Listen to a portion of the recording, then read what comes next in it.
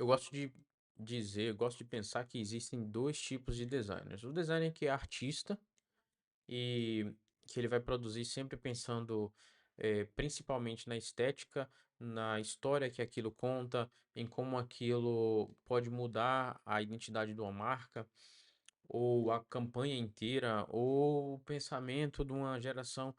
E existe o designer que trabalha com venda e que o objetivo dele é unicamente ajudar o projeto, ajudar o produto a vender mais. Às vezes eles estão na mesma pessoa, no mesmo time, mas às vezes são pessoas diferentes, profissionais diferentes. Por quê? E aí, a partir disso, né? Não por quê, mas a partir disso, eu consigo perceber que o designer que pensa, ele sempre será o designer que ganha mais do que o que faz arte. O cara que tá sempre, às vezes, a gente se pergunta. Pô, fulano de tal sabe menos que eu, tem uma entrega pior que a minha e vende mais do que eu, tem mais cliente que eu. Às vezes é justamente por isso. Porque o cara que pensa, ele ganha mais do que o que faz, nesse caso específico, né? Ah, porque o designer que acha que você só vai fazer mais dinheiro entregando uma arte mais bonita ou com a qualidade técnica melhor, vai continuar sendo trocado pelo mais barato. O cliente vai sempre optar pelo mais barato. Em raras exceções, o cliente vai te buscar pela qualidade do seu trabalho. E raras exceções, eu digo isso porque o cliente que paga caro por um trabalho que tem uma estética muito boa, ele é convencido porque o designer sabe vender o seu produto. E para um designer saber vender o seu produto muito bem, ele precisa pensar muito bem. Ele precisa entender de copy, ele precisa entender de venda, ele precisa entender de construção de marca, de comportamento do público. E a maioria dos designers hoje em dia é mão de obra barata, é commodity, faz o que todo mundo faz e reclama que o mercado está saturado, que existe uma certa prostituição, e eu escuto isso desde que eu comecei lá em 2012. A real é que o designer que só faz arte, ele vive para seguir ordem, copiar referência, ficar esperando o briefing. Às vezes o briefing precisa vir muito mastigado. E aí o resultado é, o cara vive ganhando pouco, refém de cliente que vai estar sempre chorando por preço e sempre tentando vender seu produto com medo. Às vezes o cliente já chega para você querendo comprar seu produto, já veio por indicação ou já é cliente seu e já quer fechar contigo um serviço que você vendeu meses atrás e você é tão inocente no sentido do pensar que você acaba se vendendo de novo como alguém que só faz arte. E aí o cliente toma o controle da venda, toma o controle da narrativa, da conversa e passa a fazer leilão de preço contigo sobre o teu trabalho, o que não deveria existir, o que não deveria existir. E aí, o que é que acontece?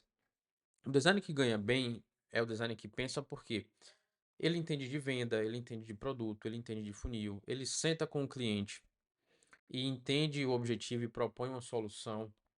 Esse designer ele não é só prestador de serviço, ele acaba agindo como quase um sócio do negócio. Por quê? Porque ele se preocupa em entregar além do que esperam dele. Porque muitas vezes nem o teu cliente entende que você consegue entregar isso ou você pode entregar isso. Mas os melhores resultados que eu já tive, e muitos outros designers grandes eh, vão concordar com isso, mas os melhores resultados que a gente consegue ter com nossos clientes é quando a gente se insere no projeto dessa forma. Hoje, por muito tempo, eu pedia para o cliente a copy, algumas referências e o link do Drive para subir os arquivos. Hoje, eu peço a copy, eu pergunto se tem alguma referência, mas principalmente eu pergunto sobre o público-alvo que a gente vai vender. Porque eu parei de me preocupar em entregar sua página bonita, em inserir só experiência do usuário, UI, UX, né, no projeto. Porque principalmente para o designer que vende, que trabalha com marketing, trabalha com vendas, né? Ah, é muito importante você entender o comportamento do público do seu cliente, para quem você está vendendo e o tipo de entrega. A partir daí você entender o tipo de entrega que você vai fazer, porque não adianta nada você vender um produto, o teu cliente vender um produto para um público baixa renda, que quer um produto ali de até R$ 97, e você vai lá e faz uma página toda preta e dourada, com minimalista, com fotos em estúdio. Cara, dificilmente isso vai vender tão bem quanto uma página mais simples venderia, entende? Só que o designer que pensa, ele tem o papel de não esperar que o cliente traga isso. Você, como designer, você tem que saber, tem que ter a expertise de chegar para o cliente. Falar, cara, me fala sobre o público. Me mostra como foi o último lançamento. Qual o comportamento desse público de compra? Eles compram mais pela página, pelo comercial? O que é que faz eles comprarem mais? Eles compram mais pelo gatilho da dor ou do desejo? Então, percebam que é importante entender, além do design, é importante entender, como eu já falei, sobre venda, produto, funil, copy, para que você ajude o teu cliente a ter um resultado ainda melhor. Se você é, olha para isso, assiste esse vídeo e fala assim, cara, eu quero sair dessa rotina de designer substituível, eu quero parar de ser um fazedor de arte.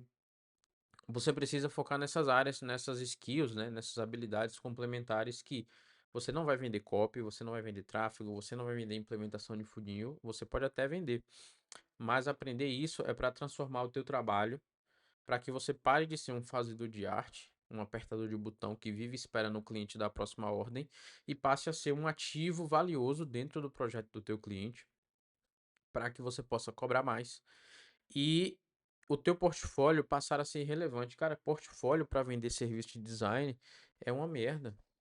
O cliente não precisa ver teu portfólio se tu mostra a ele que tu sabe o que tá fazendo. O cliente pede teu portfólio porque ele espera que você tenha um trabalho minimamente bom. Só que saber sobre respiro, hierarquia, a, a percepção de valor, saber sobre usar as cores corretamente, saber sobre o básico do design, né? Proporção áurea, Fibonacci. Cara, o cliente já espera que você tenha isso como base, como pilares do teu trabalho, da tua criação. Se você não tem isso minimamente estabelecido, você não deveria estar se vendendo como designer ainda. Esse é o básico que você precisa aprender para se vender como designer. Dito isso, é, o portfólio ele é irrelevante quando você mostra para o teu cliente desde o primeiro contato que o teu trabalho é resolver os problemas que ele tem. Cara, como assim resolver os problemas que ele tem? Ele precisa vender mais. Para vender mais, ele precisa de uma estrutura que é um copy, um gestor de tráfego, um designer. Cada pessoa nesse time tem sua função de resolver o problema do cliente. O designer, ele consegue facilitar a resolução do problema do cliente, que é falta de venda ou vender mais, ah, sendo essa figura estratégica, sendo um designer que pensa. É muito melhor e você traz muito mais resultado se você passar 10 horas afiando o seu machado e 2 horas batendo na árvore para derrubá-la, do que você pegar um machado cego e passar 12 horas batendo nela para poder derrubar a árvore e às vezes você nem derruba. Então, assim, eh, aprenda a ser um designer que pensa mais. Aprenda a ser um designer que trabalha de forma mais racional, menos como um apertador de botão. Pare de esperar que o teu cliente te traga as informações que às vezes nem ele sabe que você precisa. Peça para entender sobre o público, peça para entender sobre a persona, escute sobre quem é o teu público ideal, quem é o público ideal do teu cliente, entenda sobre qual funil ele quer usar, qual tipo de lançamento ele quer fazer, para assim você conseguir se tornar um designer que pensa. Eu digo isso com propriedade porque eu já fui por muito tempo o cara que só pensava em aprender mais um curso, em aprender como usar IA, como aprender a usar o Photoshop da melhor forma, como usar o Figma, e nada disso me trouxe mais clientes. O que me trouxe mais clientes e clientes melhores que pagam mais, que me fez sair lá de 2018 de projetos que eu ganhava R$ 150 para projetos que eu ganho 4.500, 5.000 por projeto foi justamente me tornar uma peça essencial dentro do projeto.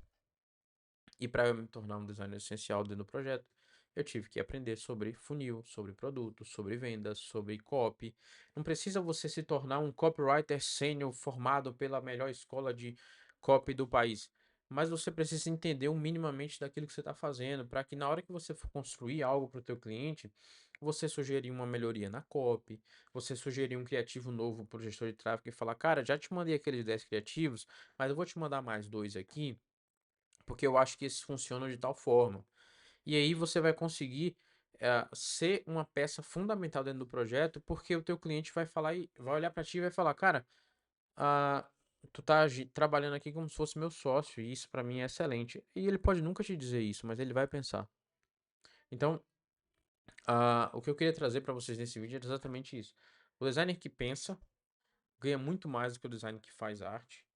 Ambos são fundamentais no projeto. Mas, se você se tornar o designer que pensa, dificilmente você vai precisar ser substituído.